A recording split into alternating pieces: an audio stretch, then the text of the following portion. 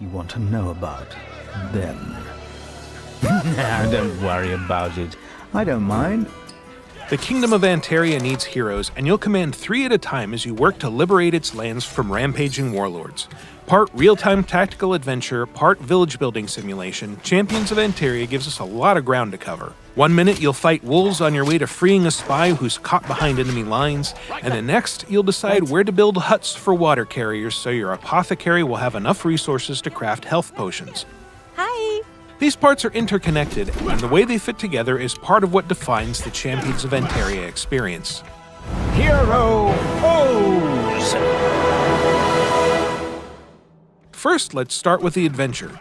Wielding swords, arrows, spells, and even guns, you'll march into randomized missions that each represent a territory on the map. Succeed, and you'll add that territory to your kingdom, or liberate it from attack by one of the 3 hostile factions. Fail, and your heroes will live to fight another day, possibly with more resources at their disposal. During these action phases, you're in command of 3 of the game's 5 heroes who need to work together as a unit to survive. Each one has a basic attack and up to 4 special abilities, which range from powerful area of effect attacks to enemy stunning knockdowns to defensive buffs. What makes these especially interesting is that certain abilities need to be used to power others, and you'll likely find yourself making ample use of the active pause feature to set up devastating attack chains at the start of every fight.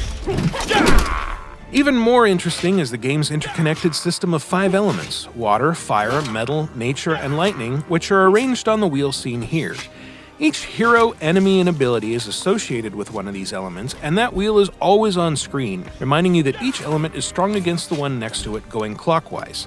So if you pit your fire-based gunslinger Baltazar against a metal-aligned enemy, he'll mop the floor with them. If they're aligned with water, he'll instead blink away ineffectually while taking immense damage. This makes your hero's formation important, and picking the right champions for a mission even more so. Luckily, the character select screen gives you a preview of which elements your opponents like to carry into battle. We mentioned healing potions earlier. You may end up using a lot of these, along with deployable crossbow turrets and other useful items. These are where the base building aspects of Champions of Anteria come into play. To create potions, for example, you'll need to build an apothecary in your growing village.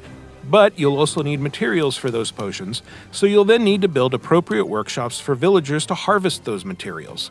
You'll also need to build houses for villagers to live in, and before long you'll be erecting watchtowers to expand your territory and open up new spots for construction. Once your village is thriving, it generates new building and elemental materials each day, giving you a chance to turn them into useful items or use them to level up your heroes before heading into battle.